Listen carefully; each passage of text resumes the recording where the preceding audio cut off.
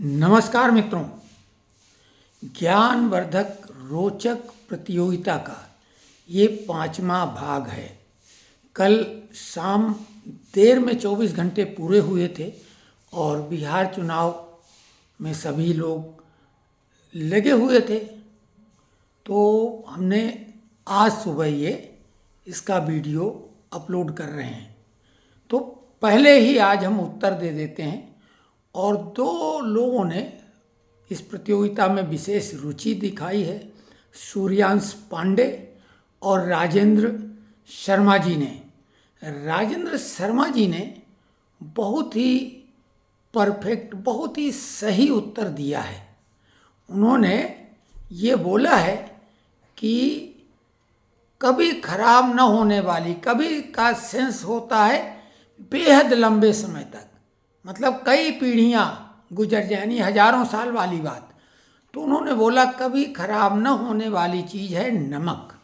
ध्यान देने योग्य बात है कि नमक प्योर होना चाहिए, उसमें आयोडीन वगैरह मिला हुआ ना हो, तभी वो खराब नहीं होगा। आयोडीन वाले नमक जो पैकेट में आते हैं उसकी एक्सपायरी डेट होती है।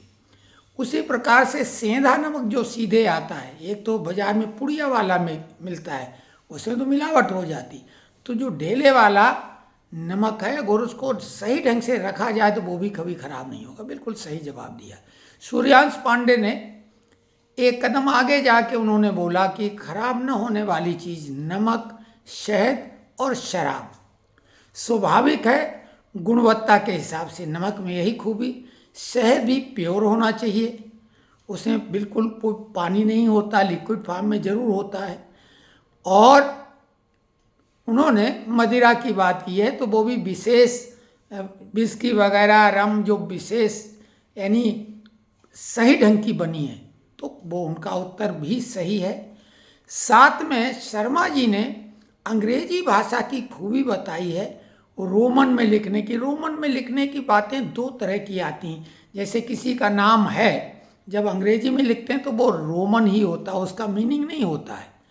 या कोई शब्द जैसे वहाँ, कहाँ, जय, आजकल अंग्रेजी में आप कभी बोलते हैं हिंदी में तो वो अंग्रेजी लिपि में लिख देता है, वो रोमन है। दूसरी बात, रोमन अंक कहलाते हैं जो कि अंग्रेजी अल्फ़ाबेट से ही लिखे जाते हैं। 1 2 3 तो होता है, फिर बाईं तरफ आई और दाहिनी तरफ भी तो हो जाता है 4, और भी का मतलब 5। यही क्रम चाहे जहाँ तक आप लिखें वो होता जाएगा। जैसे सी का मतलब 100 होता है, तो उन्होंने रोमन, हालांकि बहुत उन्होंने डिटेल में नहीं लिखा, लेकिन संक्षेप में उनका इशारा इसी तरफ था। तो ये अंग्रेजी की विशेषता है, अन्य किसी भाषा में नहीं है। सूर्यांश पांडे ने भी वही बात लिखी, लेकिन थोड़ी अलग लिखी। उन्होंने अंग्रेजी की विशेषता प्रोनाउंसिएशन को लेके की है, उसका उच्चारण लिखा होता वही अंदाज, लेकिन दूसरी जगह बदल जाता, तो वो सही नहीं है। सही है कि अंग्रेजी भाषा में ये खूबी है कि उससे नंबर भी लिखे जाते हैं, जिन्हें हम रोमन अंक अमूमन बोलते हैं, लेकिन कायदा में अल्फ़ाबेटिकल नंबर वो कहलाते हैं। आज का सवाल हम पूछते हैं। देखिए, आज कंप्यूटर का दौर है, कीबोर्ड का दौर है, बच्चे पढ़ाई लिखाई भी ऑनलाइन कीबोर्ड से करते हैं। तो कीबोर्ड में एक ही लाइन से कौन सा एक बड़ा शब्द टाइप होगा? बड़ा मतलब ये नहीं कि 2-4 लेटर का, उसमें 7-8 लेटर कम से कम हो। जैसे पासवर्ड बनाते हैं तो वो मिनिमम 8 कैरेक्टर मांगता है, तो उसमें कम से कम 8 कैरेक्टर से ज़्यादा टाइप हों, ऐसा वर्ड जो एक ही लाइन में टाइप हो जाए, ये आपको बताना है।